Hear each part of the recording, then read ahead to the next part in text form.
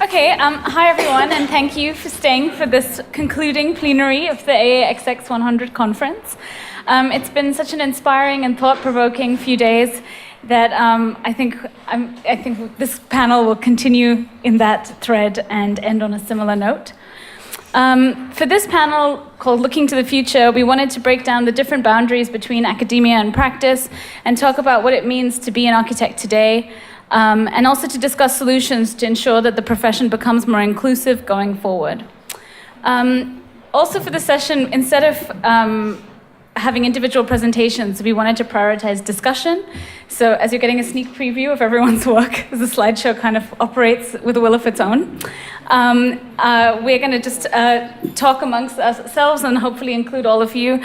But you can see some examples of the work of our four panelists on the screen simultaneously. So around the table with me today are four really inspiring women, all AA graduates, like myself, I should include. They've all gone on to do incredibly different but equally exciting things, and have been involved in the AAXX 100 project in a myriad of ways over the years. So to briefly introduce everyone before we kick off the discussion, as you all probably know by now, I'm Manijeh Verghese. I'm the head of the public program, and I also run a diploma unit here as well as at Oxford Brookes. Clem Blakemore over there runs her own practice based in London with an interest in the relationship between design, making, and place. Her projects include everything from schools to pavilions, and she was the Design Museum Designer in Residence in 2016 and has taught at the Architectural Association Visiting School for 6 years. Her first visiting school was set up on her year out to build a school in India, so she's been doing that, I think, even while still a student. And she has a background in sculpture and film and has studied at Oxford, the Rural Studio, the AA, and the RCA. Clem was part of our annual AAXX 100 talk last year with Farshid Musavi and Sally Lewis. It was titled Engaging Generations, and each of them spoke about their experience to date, as well as like the particular point of their career that they were at that point. Albane Duvillier lives and works in London. For the past several years, she's been engaging with current housing struggles and is working towards a more inclusive, socially and politically engaged mode of design. And she sees London's architectural culture and its inhabitants as the ultimate creative battleground. She's worked for MUF, and we heard from Liza yesterday, and she's taught at the Architectural Department of Newcastle University. And from 2016 to 17, she was part of Peach, Alternative Regeneration Team, and was setting up a master plan led by the community in Custom House Newham. She currently works for CZWG Architects and is simultaneously pursuing her own projects. She's been part of AAXX 100 for, I think, nearly since the beginning, and has really helped us organize engaging events to get more students involved and excited about the project. And she was co-curator of the 21st Century AA Graduate slideshow that you can see upstairs in the exhibition. So Stephanie Edwards is an architect and urban designer. She studied at Central St. Martin's before receiving a Stephen Lawrence scholarship to study at the AA. Led by her passion to effect change and fuel innovation within the urban realm, she's worked on multi-scale projects in the UK, the Middle East, Africa, South America, and China, from strategic master planning to regeneration, engagement, and the design of single homes. She's worked for multiple practices, including OMA, Urban Nouveau, LC Owusu Architects, and is currently at Barton Wilmore. And she's also recently been elected to the REBA Council. She was part of a lecture series 2 years ago on the kind of Stephen Lawrence legacy and how we can challenge racism and celebrate diversity.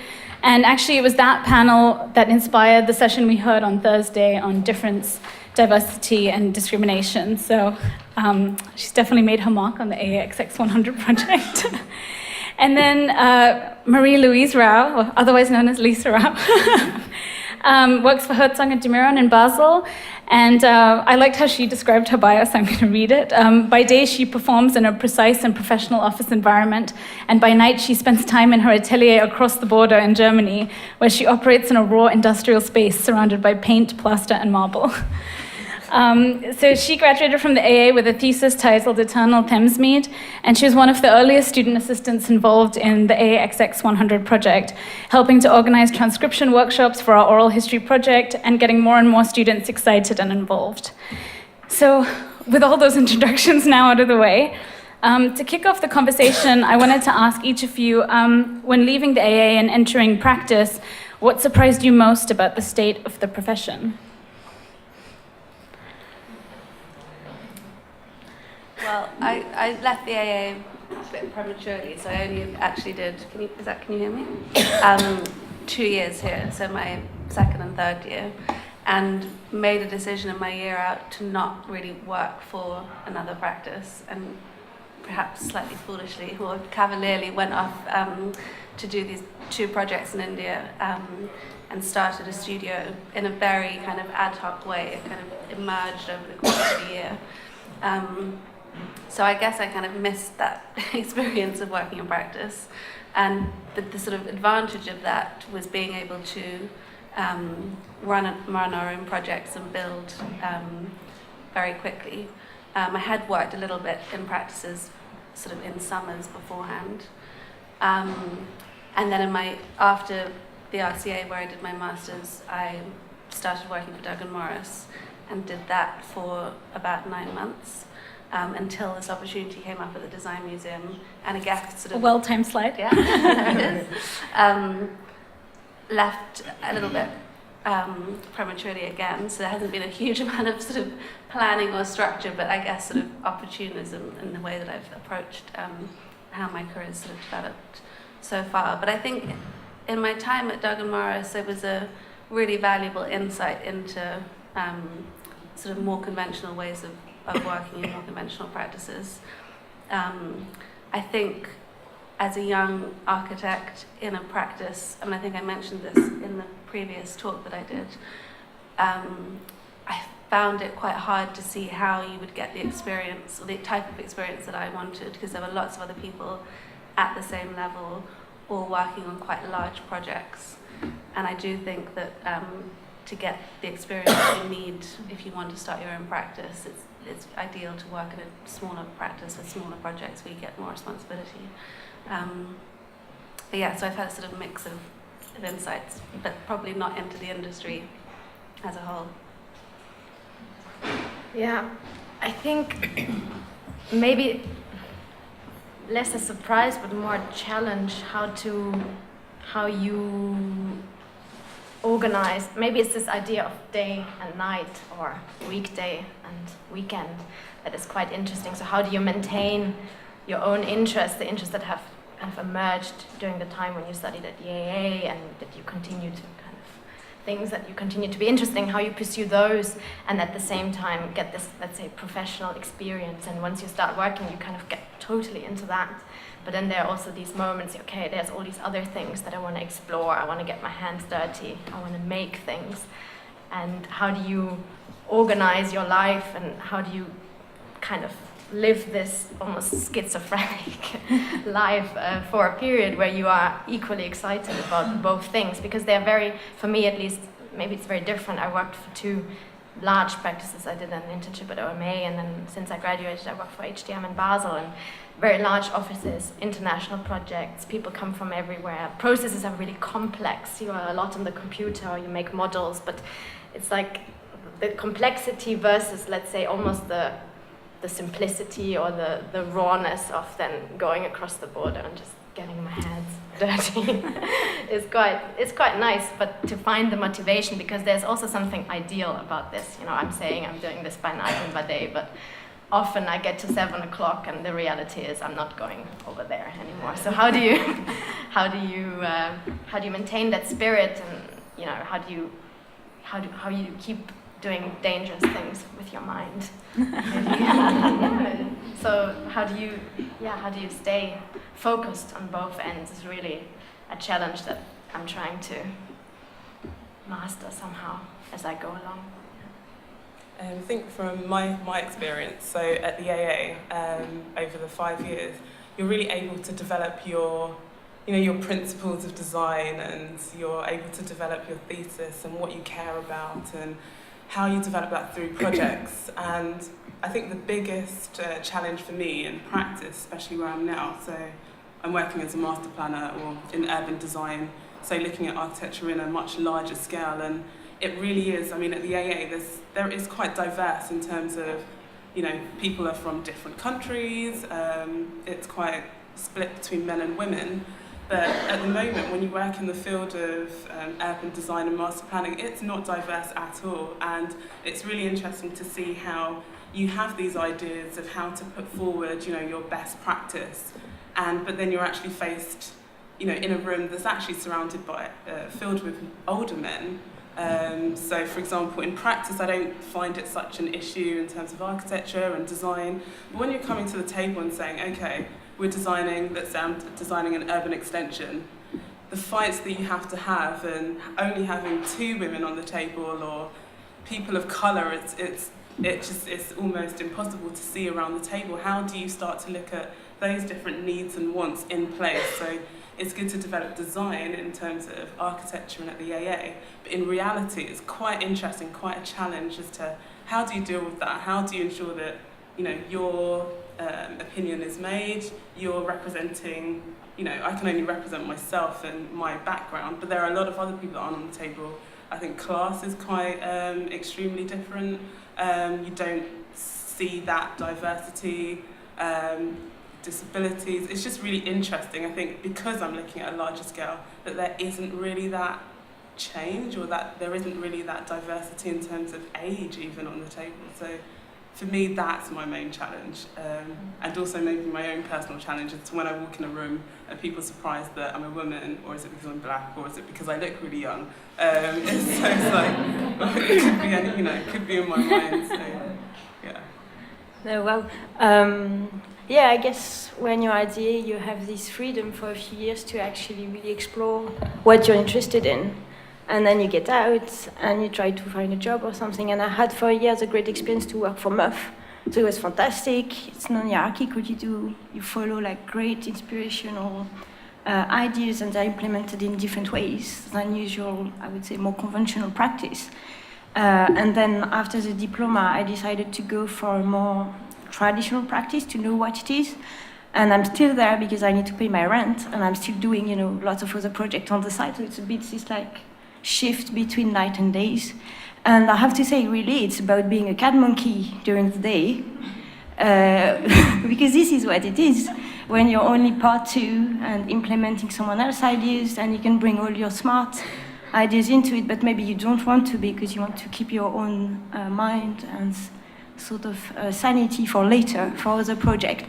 So the way I'm dealing with it is by trying to work with community in London. It's all related to housing and homes and stuff, but to try to create alternative way or different way of practicing, so that actually it's more like autonomous system where everybody's voice is important in the discussion, and everybody's paid the same. So I agree to work for a community for £10 an hour, so much less. Right, there's also all these economics, I think, which are very important in London. And then you are basically much more slow. So the idea of being slow, and it's okay to be slow, and it's maybe better than building in 3 minutes a luxury residential building that's not going to last, and which is only for the few. So basically, I do have an understanding of architecture as let's say, a spatial embodiment of a power relationship. And obviously, in traditional practices, to talk about class, race, or gender, it's not even on the table. So yeah, I guess I really enjoy my nights, my Saturdays, and my Sunday, doing really different things and doing it differently. I think that's what's important for me. I guess then that brings me to the question of what are the strategies we can introduce to prevent us having to constantly have this schizophrenic existence between weekend and weekday, or night and day? Or what are the strategies to kind of maybe bring more voices around a table and make it more inclusive? Like, how do you start to break down that boundary between your two worlds? I mean, I guess to a certain extent, having not worked for very long for someone else and having worked for yourself, Clem, it's kind of interesting in how you've very much defined like your relationship with. Well, I definitely had that schizophrenic period for a while because I started a project in my 5th year at the RCA, which was a small classroom for a primary school in Buckinghamshire, which I think at the beginning I was sort of planning to do the whole thing in a year. As always, it kind of grew and expanded and slowed down, and essentially I built the first phase, well, not even by the end of the academic year actually. I continued over the summer, started working for Doug and Morris 4 days a week, and then on the 5th day would go back to Buckinghamshire and carry on building. So it was completely bizarre. It's the same experience of sort of sitting at a desk for 4 days and then putting on my boots and going back on site. But I actually loved it. I loved that difference. And then I kind of paused on that project, left Doug and Morris to start my own practice, and I'm sort of now starting to raise funds for the second phase and do the planning application and so on. So it's a kind of incredibly long, slow project, but one that I actually feel incredibly passionately about, and I'm so happy that I'm still doing it. But how to sort of unify those two things? I mean, I think so many practices that I know of have the ambition to be able to accommodate the interests and passions of their employees, and love the idea of everyone being able to bring them into the office. It's such a nice idea that you might have a kind of forum to discuss what everyone's doing outside of it. But the reality is of practice is that there's so little time and so much pressure that it sort of never seems to happen. So people have these other lives going on. But I think that probably if you were, I don't know how it would work financially, but if as a practice you could accommodate that sort of in-house, I mean, I guess it could begin with people presenting the work that they're doing to the rest of the office, which actually Doug and Morris invited me to do, which was really nice. So I had a chance to kind of explain where I was on this mystery 5th day. But, you know, if actually maybe it would have been really nice to encourage more people to work 4 days a week and maybe keep their desk space for them on the 5th day, so that the work that you're doing could happen actually in the office. I think there's a richness that the practice might really benefit from that. But I guess it's just someone having a vision within an office to kind of facilitate that and make it happen. And I'm sure people talk about productivity and how some statistic, I'm not sure this is actually the case in architecture studios, but that people actually only work 3 hours out of a working day and spend the rest of the day on Facebook or whatever. But I do wonder if there'd be an efficiency to how people work if they had a 5th day to do something else, that they would just get the rest done in their 4 days. I mean, in your case, Lisa, do you think that if you were allowed to have these two worlds combined in some way, do you think it would be more complicated or beneficial? Actually, quite like the friction at the moment. Weirdly enough, it's quite nice to perform and then kind of let loose, or just two different personas. Somehow I'm winging it at the moment.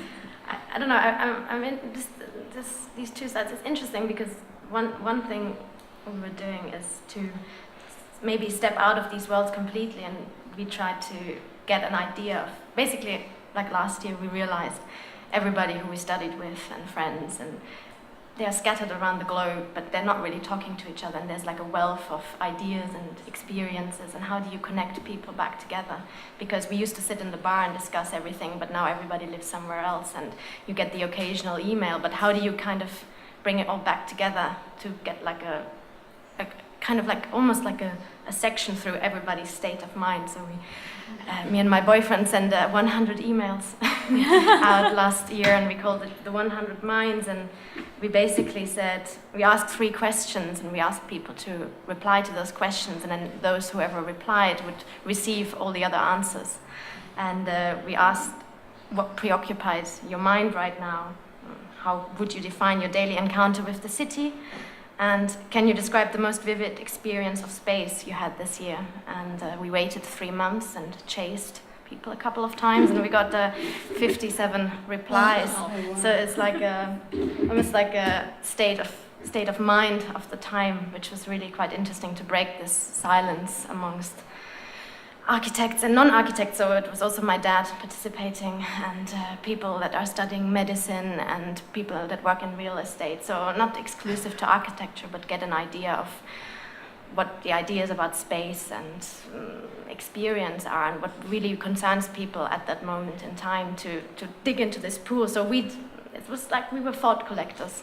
We saw each other. Which is really interesting in that it breaks down all these boundaries between who should be talking about architecture. Yeah. I think when Lola was presenting in the previous session, she was talking about teaching Little Architect not to turn all children into architects, but to make them, to give them more agency, or allow them to contribute more as they grow up in whatever they become, whether they're working for a local authority or, are a good client. And I think it's really interesting to think about how everyone uses the city in different ways, and it could be another strategy to get everyone to, care more, participate more in how we design our city. And it's strange because now, before coming here, I read it again, like with 1 year in distance. It's very strange because it's slightly outdated already again, but in a nice way. Do you think you do it every year? Maybe we do a second round. I wonder what could be the next level, because to send it to the same people with other kinds of questions. We thought we'd launch 99 problems, but I don't know yet what the format could be, because maybe to send emails again and get people to answer, maybe it needs to be a more of a physical thing. Okay. I don't know if this means getting people around the table or invite them to a strange place. I think there needs to be something more interactive this time, because this one was just in the email inbox of everybody, which was somehow nice because it was very elusive. Yeah. Maybe this could be a follow-up event from the conference. But I guess moving to Stephanie, what do you think are potential strategies to get more people around that table, or break down the hierarchy of the old men around the table? I think it's really nice to hear these conversations, because when you work in a practice, it's very different from when you're working towards your own agenda. And how do you start to fuse the two, collaboration, or have more collaborative working with smaller practices and larger practices? And then how, as a collective, do you start to engage with looking outside of the profession as well as just within us? So, for example, how do you actually create meaningful engagement? And I really enjoyed, what Little Architect's doing, and I really like the idea that they're not trying to make them into architects, but it's about understanding what we do, what influence we can have, and that when we do speak to people that we're designing for, how we can actually understand what they need. So from, I guess, my perspective in terms of what can we do, I feel as if we just need to be a bit more proactive in terms of how we do things, have more time for meaningful engagement, try and get those people that never come out and talk to you about what they want and need. How do you start to talk to them, understand them? Maybe it is when they're younger in schools, or try and break down that barrier between what is within our institution as architects and the rest of the world. How do you, let's say, have a conference like this in a space that is, everyone can feel welcome to? And I feel that, I'm now an RIBA council member, and there's quite a few of us now who are younger and different, and hopefully we'll make a change. But sometimes it's just about having those introductions into different spaces and having collaborations between different peoples. But yeah. But I think collaboration is a really key word. I mean, and that is a good segue to move to Albane, because in all your slides, I was looking at them when you sent them in, and every collaborator you have is listed on there. And there's, I think, no project that you've worked on individually. It's always with a group. And I think that's really exciting. I think it's how I prefer to work as well, because there's always a conversation and there's someone challenging you as well. It's not that everyone I've collaborated with has never always agreed with me. And I think that's the friction is what produces great projects. And I quite liked how you documented that, how drawings become a tool to have a conversation, as does activism, and it comes in different formats. Yeah. I guess it's exactly that. I guess it's related to the way I'm trying to practice or something like that. And I guess I have always two strategies at work. One is like during the day to be slightly discreetly disobedient. And I think it's okay, it's ethical today to be cheating, right? If you have like Trump, Theresa May, blah, blah. There is this sense of urgency in actually being cheating in your daily practice. And the other strategy is a bit more constructive by actually setting up with not too much preconception, the idea is that you can actually collaborate with developers and you can also try to move policymakers or planners or even council. And of course it's extremely tiresome and draining and difficult, but when you have whole community behind you and the sense, actually their own urgency about like, look, I'm being evicted tomorrow, I need your expertise for this, for that, or for whatever. And that's what we've been doing at Pitch for a year. So it's Pitch People Alliance for Custom House, and it's a group of residents which is living in the regeneration area of Cannington Custom House, because Crossrail is coming, so the land is more valuable, and you have all these changes at the moment in East London, and they actually, on their own and with their knowledge of organizing, created a team of 10 people with 6 organizers, 6 community organizers and 4 architects. And we really worked together for a year to try to come up with an alternative that would reflect what people really need, but which would allow for proper discussion and collaboration, which means finding a developer, being realistic in terms of financial viability and how do you invest, how do you make it work, and opening a dialogue with a council that most of you may know, Newham, is particularly difficult and complicated. And after a year, I think it should be celebrated as a victory, because they now have a workshop for 6 months with the Regeneration Council officer. So that's a massive win from, getting compulsory purchase order to be evicted to actually be on the table and try to implement all these things. And it was based on this idea that it would always be exchange of knowledge. I'm an architect, I'm supposed to know about everything. I actually know nothing about anything. So I'm happy to be there, spend some time with you, know your houses, know how you live, what you're doing, and what you need. And in exchange, you're going to look at the plans and how I'm thinking spatially. And there was lots of exchange. And actually, it's incredible that at the end of the process, you could see that the community knew a lot of planning terms, like they were really expert. And I know now Custom House like my pocket. I know where I am and feel at home. So I guess that's... So of course it's slow, it's difficult, it's exploring ways of doing things that are not so valued, I would say. But I think it's very interesting. And they're pushing it further.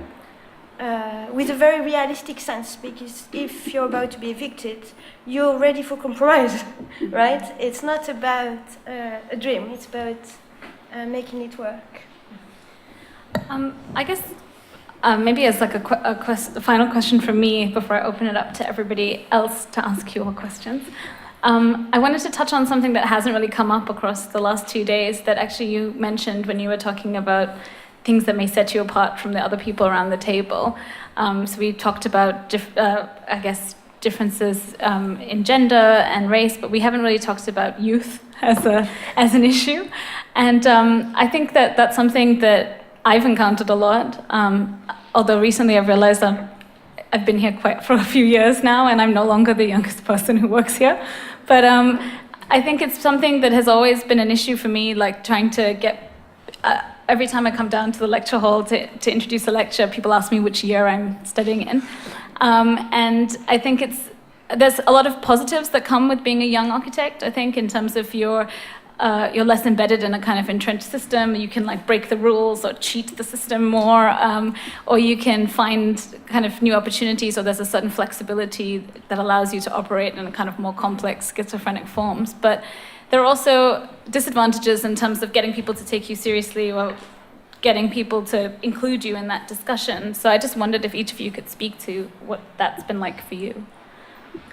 My experience is that I'm getting sort of more cautious and less confident the older I get. I think that the reality is that for me, I don't know if anyone actually found this, that I'm so much more aware of how little I know.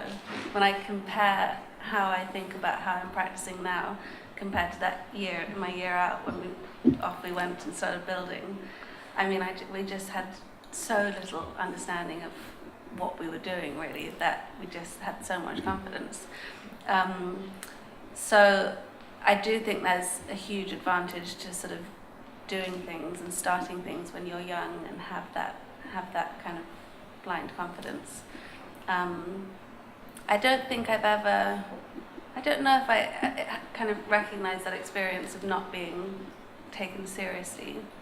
I don't know if you feel, I'm not sure if I've ever experienced that, but in myself, I can feel a shift going on in time as the years go I guess on. it's a weird question for me as well, because I think everyone around this table has had amazing opportunities that they've both been given but also sought out, and I think before the panel started, Stephanie and I were talking about all these opportunities that we've said yes to, and she's inadvertently running the London office of her company, and that they're amazing kind of surprises, and you kind of say yes to everything and then have to figure it out along the way. And I think that's also pretty exciting, but it's also a constant kind of struggle to feel confident that you know what you need to know in order to do that job or fulfill what you think is expected of you. I do think it's interesting how, when you hear about architects, who were graduated from the AA in the 60s, ending up designing huge schemes alone at age 26, I think there has definitely been a huge change in what opportunities young architects are given. But again, I recognise that their ability to do that was probably because they were so young. The irony of not having experience but having confidence. Like, I think Alison Smithson was kind of 24 or something when they designed Hunstanton School. I don't know the details, but you just constantly hear that, and now it's kind of expected that you may be late 30s, early 40s by the time you would do a project of that scale. So I think it has changed a lot.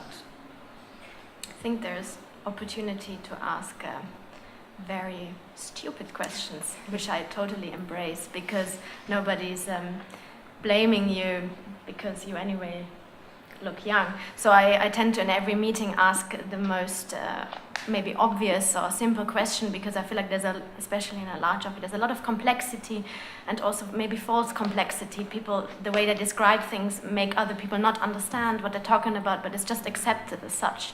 So I tend to then expose this and just go really for it and ask, like, how do you design this? What is the reasoning behind this or that? And how was this decision taken? And usually this is also respected as a practice. Like, it's good to ask and important to ask these questions. And I feel like being young and not so experienced is totally, gives you the opportunity. You can embrace this, asking questions and going for it and really breaking down the logic behind things, and I sort of enjoy that. It's really interesting that you say that, because actually the opening keynote of the conference between Sadie Morgan and Samantha Hardingham, they were talking about exactly that, like asking obvious questions, and Sadie was talking about how she often asks a question that she's worried will make her look stupid, but actually no one around the table knows what these acronyms stand for, or like what these complex like terminology means. And it's also a way to make architecture more accessible. For 2 years I thought the abbreviation of the project I was working on was the project name, but it was actually the partner in charge. So they have the same letters, so I was like, it's that, isn't it? So it's good to be a little bit unprofessional about this thing. Yeah, I guess but you also get kind of famous for it. Like, she's the one that always asks the most obvious questions in the meeting. Can you ask for me what? Okay, no problem. So it's good to embrace that. I think the flip side. Don't see it as a downside. No. You do get more comfortable with what you don't know. I think I've gone through a sort of moment of sheer panic where it just seems completely overwhelming. And then you sort of realise, well, actually, it's going to be like this forever, so I better just relax and kind of get used to the fact that I'm always going to be slightly out of my depth. And I have to admit, yeah, exactly. For the first 3 months of, let's say, the trial period, I didn't do it. I have to admit, only after. Once you sign that permanent contract. Yeah, good. Okay, let's go. I think it's also interesting to see how you can use your youth to almost open up that door that a lot of people feel they know nothing about. So, you know, you're young, you know about this, or you're young, you know about this. And it's actually quite interesting because I feel like we are moving into a different world, and whether it's social media or more tech advances that people are more interested in, that then you can become the expert for, or even if you're not, you have that extra kind of armour to. But again, I think I've just, the same as you, embraced that. The fact that if you have a question, you can ask it, because it's almost as if they expect you not to know. And you often hear the fear of, like, the young women not being heard or not being listened to, but I actually think if you're just bold and keep asking the questions and keep getting experience in pursuing what you're doing, I think you will be heard, because you are just have to be taken serious if you know your shit. That's what I think. So. Yeah, I think make yourself heard, I agree. Yeah. Somehow try and keep being persistent at that. And I also know that there are drawbacks to this process, and it's hard and you have to endure, but yeah, it's schizophrenic, as we said, all those weird things that you have to go through, but just I feel like that it's part of that, and I think it just creates who you are and informs you and shapes you and allows you to also be very clear then in the end, because you have fought for these things and you have made those experiences. Maybe this is naive, but at the moment this is my state of mind. I think your experiences are valuable, and I think I've learnt to embrace that if I have a different background, actually it's a positive, because a lot of things won't be spoken about just because they don't have that experience. And so it's really important that you do have people with different experiences that do speak up when it's important, and that you're not afraid that you don't fit into this mold, because you're never really going to fit it, and you can create your own. So yeah, I guess it's not always easy to speak up, especially when you have older people on the panel and stuff. But when it happens, I think always of like, because I had the chance to have this great tutor here, Anna Rojo, at the AA, and she made us look at Lina Bobardi for a year. And then for a year I had in mind, what would Lina do if she had to choose this or to make a design decision or whatever. And now when I am in like big boring meeting with planners or whatever, I think like, what would Lina do? And she would actually be extremely bold. And so maybe I'm not weak, I'm not like that. But it really helps me to think of her and maybe use this like eternal youth that women are supposed to have, or like never any grey hair or whatever. So yeah, what would Lina do is really something that helps me a lot. Because she had a second career. So she was in Italy for a while with her husband and stuff. She did lots of stuff, but wasn't that visible as a woman designer at the time. And then they moved to Brazil. And there I'm sure it was difficult, but she really had an incredible career. She really managed to build stuff. And so I guess, maybe she was more experienced then and she was more bold then, or I don't know, or she was bold all the time. But that's something I think a lot about. I think it's really great that you said that, because I haven't thought about this in a while, but with the first year when I started teaching the year after I graduated. And I was trying to pretend like I totally knew what I was doing when I didn't. And actually the whole time I used to just think of my tutor, and I'd be like, what would she have done? I'll just do what she'd do. And then over time you figure out your own kind of strategies and tools, but it's a kind of great way to build some initial confidence by like calling on your heroes or your kind of spirit animal. Well, on that note, now that I've said spirit animal, maybe we can open it up to the audience. I've co-opted Marie-Louise to do my usual job of passing the microphone around. So there's a question back there.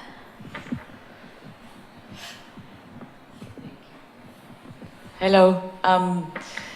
Thank you for, I know this is drawing to a close, And it is very sad because it's been great to see quite a lot of work and thoughtfulness throughout these 3 days.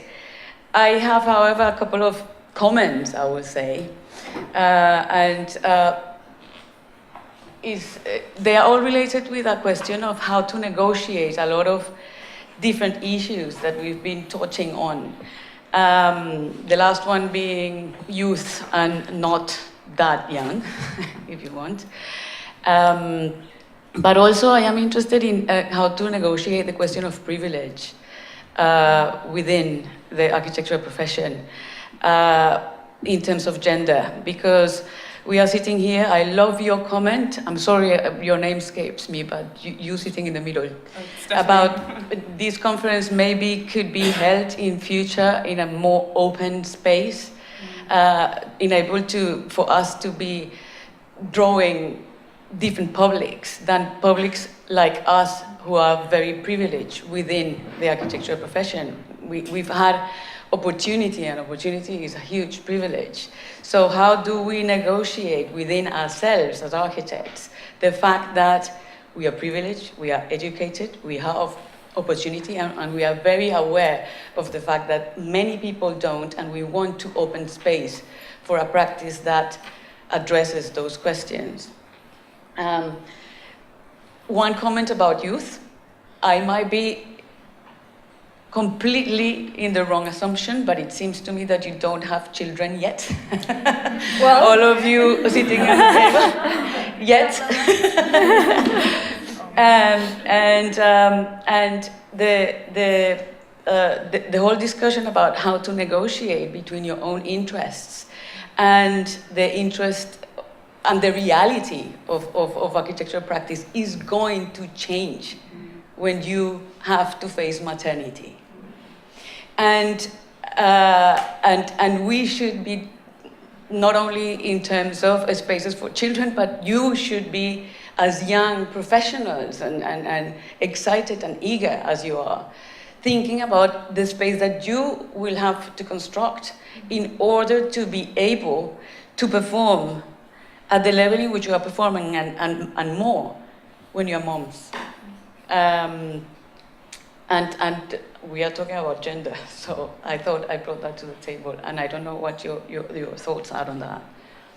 Yeah, so we spent about 3 hours talking about this before. So I'm 7 months pregnant, and it's been a very bizarre process in the last month or so of, for the first time in my life almost, sort of unwinding from work and beginning to think about this pause that's going to happen. That said, you were still like climbing a roof this summer to teach your visiting school. That's true. Yeah. Still on site. I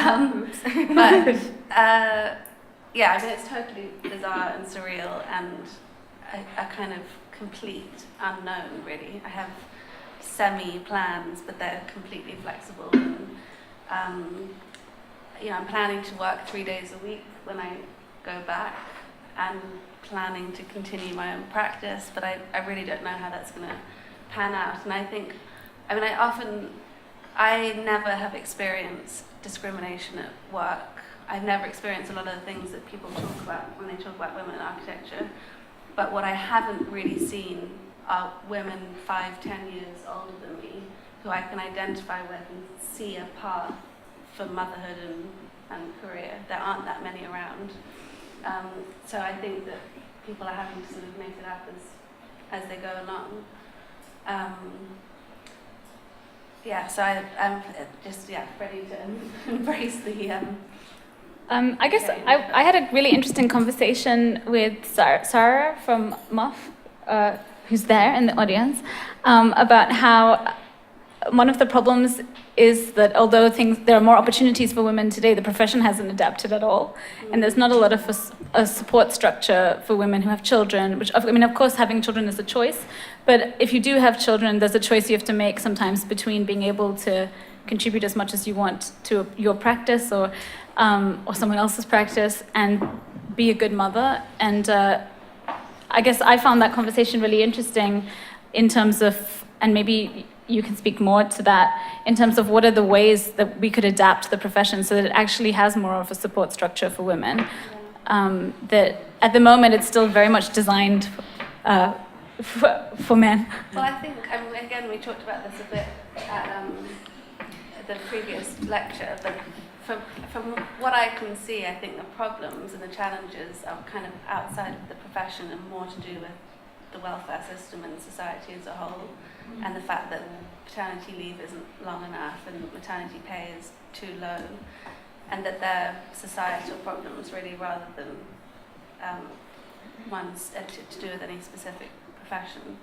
But I do think, that they're to do with having a family rather than being a woman, and men need to be a part of that conversation. Definitely. Can we give you a microphone? Sorry.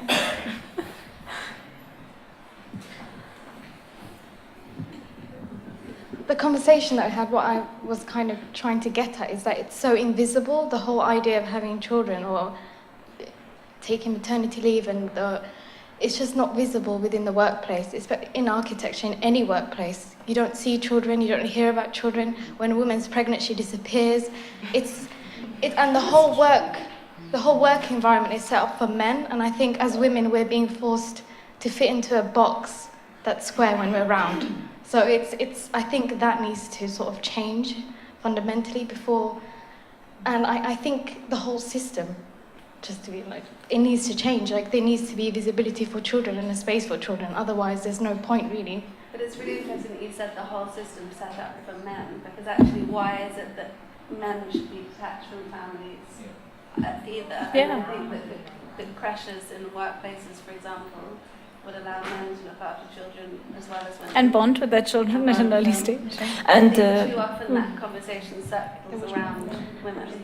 And I guess it would be great in meetings to have, women with their kids, and it's going to disturb the meeting a bit, but it's all right. At the moment, it's very, very, very separated, and I think it's a pity because why not you can't have like your 1-year-old if you want to have it at your meeting?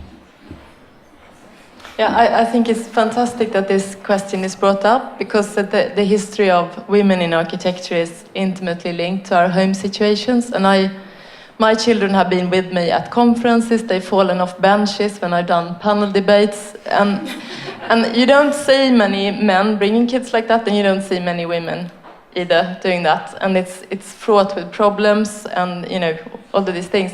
But I also wanted to highlight that sometimes it seems there's a very short time between being young and promising and older in your field. And there comes new problems when you have very senior positions. And that's where some of the real power conflicts, I feel, arise. And it's really important that we unpack this, I think, as communities together, both men and women and of different generations, to see what happens. And because there are cruxes between us, and there is intersectionality, but it's something that we need to agree, I think, about rules of engagement collectively. And these situations that we have now, I think, are amazing for that, because we get to these uncomfortable spaces, and we can have hopefully other dialogues, and you be able to also support generations both upwards and downwards, so to speak, and sideways, if those new agreements come into place. I think it's really interesting that, or I think it's really good we're talking about this subject, because working in practice, I was told that, do as much as you can until your early 30s, because then after that you won't have any energy or time. But essentially they're saying you'll probably have children, and then nobody will give you that energy and time. And then, it's almost as if it's interesting that you said no one talks about it, and no one talks about maternity, because these people do disappear, and then they might come back for 3 days a week. And, somebody in our office was saying that don't tell the client that, they don't work at this time, and you never see them in the office, but they're always on email. And it just seems like a very stressful type of relationship, and no one really tells you how to navigate that. We should be looking at how do you look at our ambitions and to move forward without this break that is essentially going to be the end of our career, or, a really tense time to navigate, because men don't really talk about this, and it does definitely seem to afflict the women, or people assume that it will afflict us, but we don't have these conversations. Maybe it's, yeah, I guess I was the kid that fell off the bench at the conference. I grew up like this, and there's just the self-understanding. My parents, they are doctors, and they went to conferences, and they just took me everywhere, and there was this understanding, I'm just the little kid in the back doing the homework or not. There actually is a public program, like, in unofficial kids club, because there are a lot of children that are repeat attendees. They've attended more symposia and lectures than some of the students at the AA. And ask for retrospective credit. Yeah, exactly. But I think it's actually quite interesting, because my favorite picture actually from the last few days that was shared on Instagram was a picture by Catalina, who teaches at Brighton, of, she didn't know who it was, but it's this curator at the V&A, Rory Hyde, who brought his daughter to like a whole day of the conference, and she just sat on his lap and she took a nap in between, and she watched part of the conference. She has obviously been a child who goes to a lot of conferences, because she just was like part of the audience. It was terrific. One is a comment really, just to say that I had the privilege of being the tutor of two of you lot, and I'm just in awe of how you have grown and moved on. So I just feel like a bit of a proud, not mum, but yes, I say in awe, and in awe because of your sort of impeccable behaviour at behaving badly, and how you've learned to do that. And I think that's a pretty good skill, actually, in any place, whether it's workplace, home place, anything.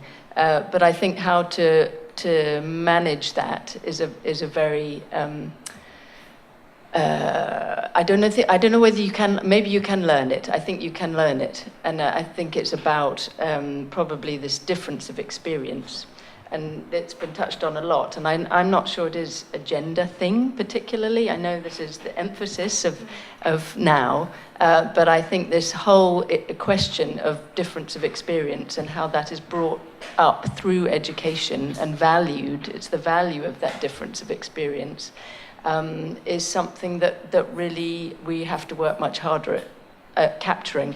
I'm obsessed at the moment with personal statements. That's my focus at the moment, because of much even younger people than yourselves, those people that have probably not a massive amount of confidence yet, but are very confident in another way, which is totally out of control in the best possible way, and how that does not get squeezed out in a personal statement that then takes you onto a phase in your education which will completely blow your mind. And I think there's work to do there, and it probably overlaps into practice also. It's how do you perform in an interview? How do you, what is that immediate interaction, which sort of sets a level playing field, actually, for a moment. Actually, this is how I'm going to behave here on in, so get used to it.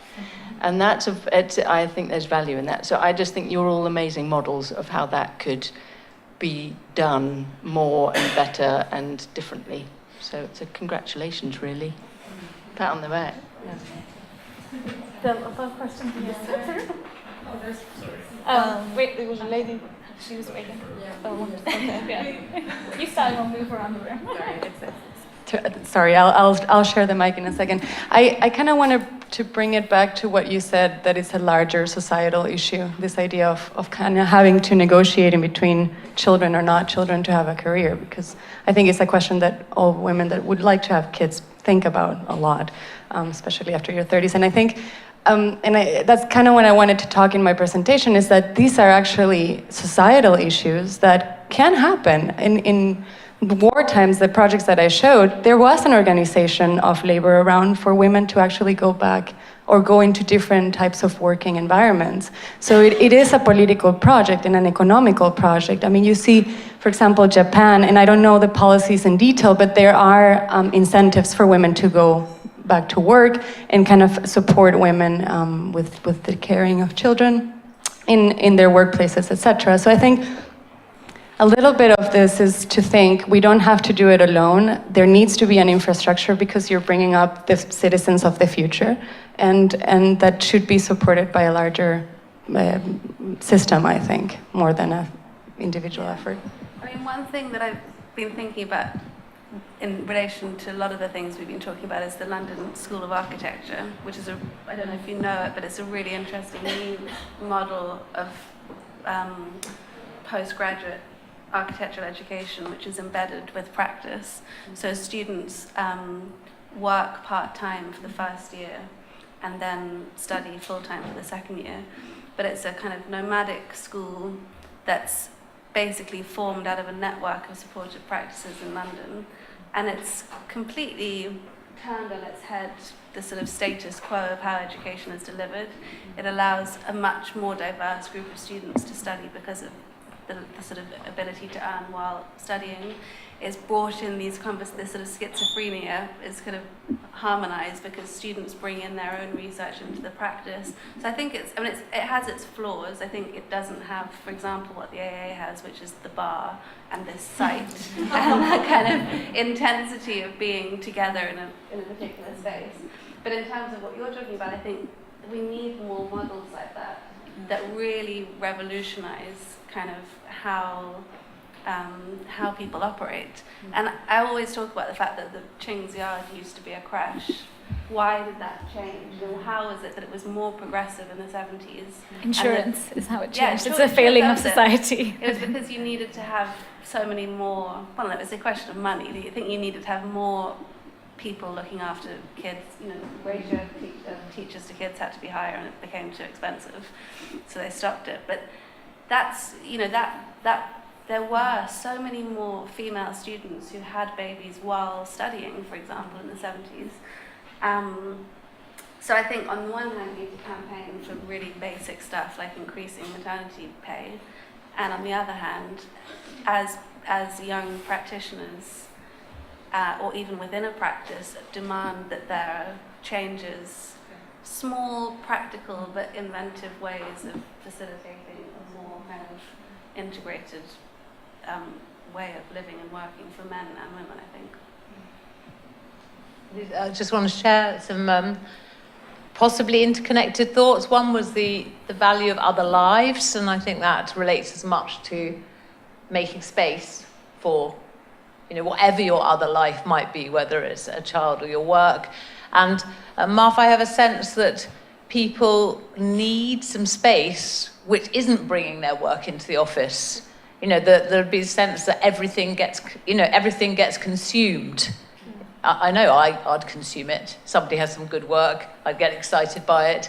And so time is probably of more value than being in the room, even though I always enjoy it when, if I've forgotten something, come back at the weekend and people are making use of the studio as their own space. That feels good.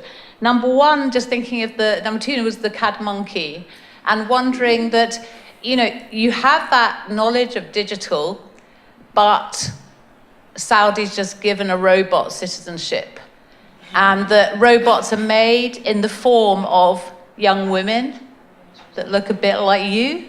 You know, they never have wrinkles. And I think that it's interesting that in Oxford, where there's this extremely well-funded department of the big future, and they all eat fruit the whole time because they're trying to live forever and are going to get frozen. There's not a single woman there. And so there's, you know, the AA should be thinking about this. The third, going back to age, is Will Alsop once said to me, if you don't make it by the time you're 40, you'll never make it. And I said, I give myself at least 3 years per child. But, you know, in this terms of age and achievement and being kind to your contemporaries, of giving the idea of, you know, when you're supposed to make work, I think that's important. And the last point is money. You know, if architects got paid more for what they do, you could save up to give yourself multiple sabbaticals. And that the point is more women are going into architecture, just like publishing, that and medicine, when their wages go down, there's more women in a profession. So, like, you've got to get angry. Yeah. Know your own value. Justine? I think the thing I want to say is, you know, this is not the first time people have experienced these problems. there's vast amounts of research, there's vast amount of knowledge. These are structural circumstances, they're not the individual, they're obviously individual issues as well, but there's a lot of people who've been before and found ways forward. There's a lot of people who've been before and found themselves excluded. But one of the things that we try to do is share that knowledge. So understand structural circumstances, understands, share knowledge between women and men of different generations. Yes, there's a lot of crap in professional practice, but there's some really good models as well. So sharing, understanding about how the practices that are working towards a much more flexible workplace do it effectively, how they operate to have meaningful part-time work in a way that it's not, you're not there as a glorified student. So there's a vast amount of knowledge, and this is why we've set up the Parlour Guides to Equitable Practice, for example, so that when you're 7 months pregnant, you're not going, oh, I don't know how to do this, but that there is there's a whole plethora of ways to proceed strategically. In Australia, the data is horrific. There's fabulous, women's careers go like this until 30 and then they dive. Now, we don't tell people those statistics to make them feel miserable and terrible and give up, but we tell them those statistics to start trying to strategise about how to proceed. And I think this, the sense of it being a collective endeavour where we might share knowledge is really important, that you don't feel that you don't know what's going to happen. Katie, did you have a question? You had your hand up.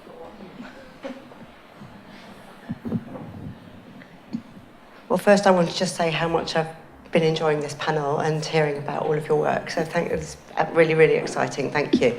I want to say something about architectural culture. We've talked a lot about how society needs to change to improve things for women as architects.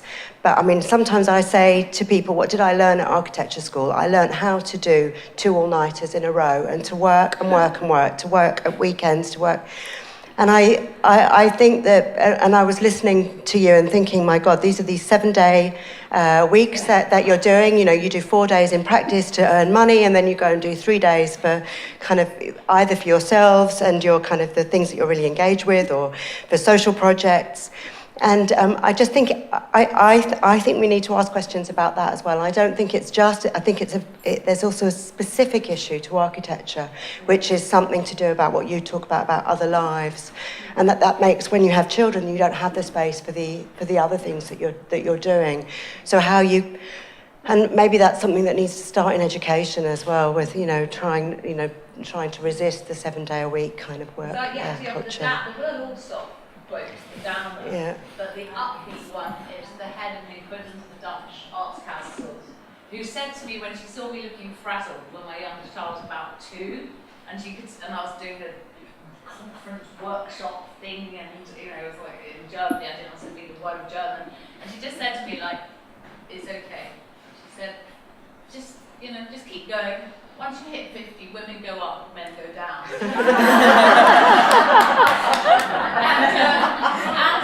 I sent her a postcard because it's, you just, like the bodies of knowledge that you accrue, and this description of how that knowledge can go back into changing work. So that's the thing about Lena, is we all need these little voices that are reassuring. Well, okay. He's the only man who has said anything in the last 2 hours, let's say. Been bottling it up. No, I think one conversation that I would really like to hear is also a conversation about femininity versus masculinity somehow, and how you define that. I mean, because I think it's a question for me. I was telling Maria and another friend that Mark Hughes, the philosopher, talks about how modernity has produced a kind of culturally produced an idea of what it is to be a woman. There are certain features that have come up that are now associated with femininity, with women, and that actually he predicts that in the future women will become more masculine, for whatever that means. I don't know. That's a very to debate what that means somehow is difficult, but But he says it's actually a lot of the things that have been produced as being feminine are what men should actually, hopefully we can push the entire society somehow towards the feminine. So, I mean, I thought it might be an interesting idea to actually have a couple of men on the panel talk about femininity somehow. That could be the next conference. Yeah, I mean, because I mean, yeah, no. Yeah, but I mean, just to say, I get a little bit of a sense that there's a bit too much of a binary happening in a way, when I feel like the points that are being made about the structural nature of the problem are much more important somehow. So, I mean, myself, being American and being raised in a situation where there is a heavy push as a child to be masculine. I mean, there's an over, and I think the masculinity, the culture of masculinity, the culture of patriarchy is the bigger issue.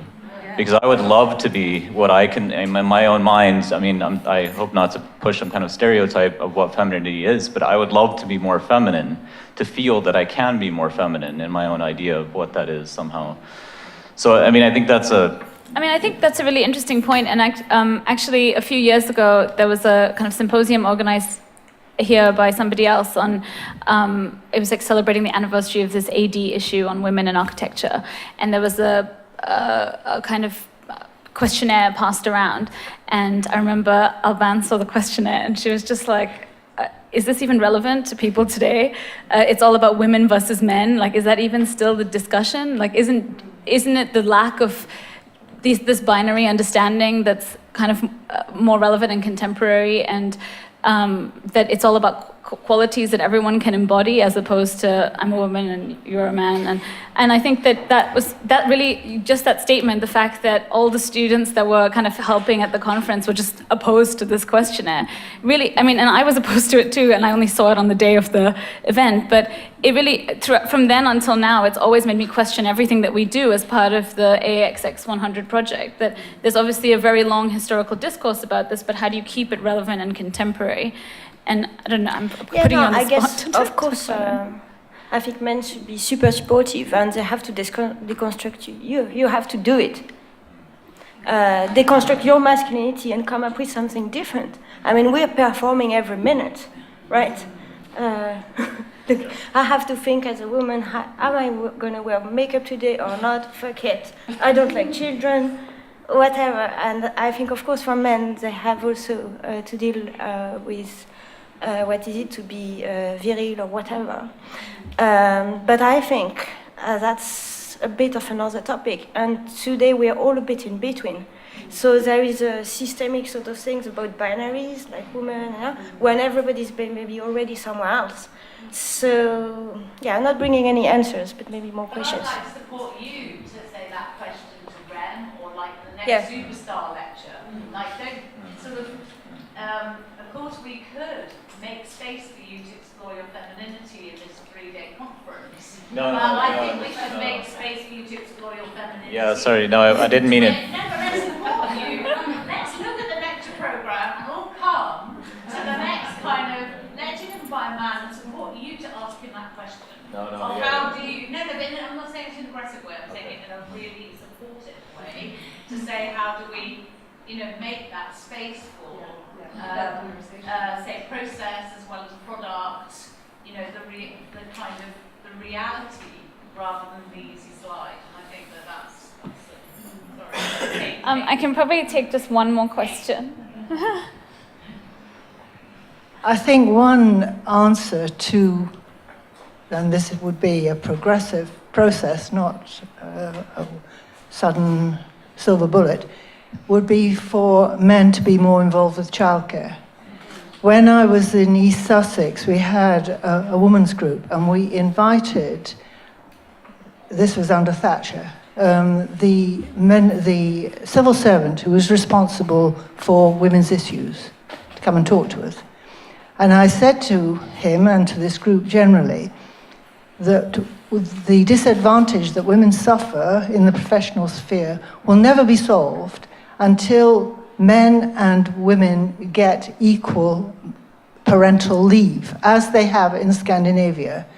And he said, oh no, I couldn't countenance that. I could never recommend that. And I said, why not? He said, for religious reasons. Yeah, so that's what we're up against. Well, like every discussion across these 3 days, I think we always have to cut it short just when it's getting like interesting, but also, you know, a bit fiery. But I guess to end, I wanted to say a few thank yous.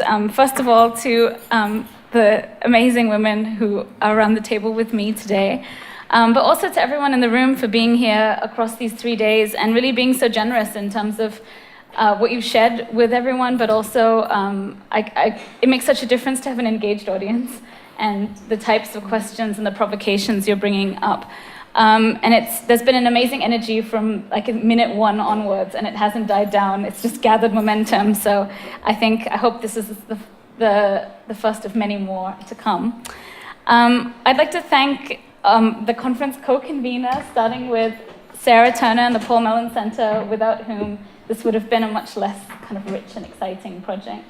And then, of course, Lynn and Elizabeth, who have worked tirelessly on this project over the years, who I've gotten to know so well through all of this, and have put together, I think, I realized over the last few days, having 2 people external to this kind of very like insular world of the AA to kind of look at it from a distance, and has really helped make it such a rich and rigorous research project. And I think what's really exciting about it is the body of work you've put together and how that's going to be there for generations to come to look at, I think, is really exciting. I'd also like to thank Samantha Hardingham and everyone at the AA who've just been so supportive in making this conference happen, and have gone out of their way, everyone from our security teams who've reset the room between every session, to our catering teams that I think our head of catering, Pascal, has brought his twin daughters in today to get them to serve coffee and pastries to everyone,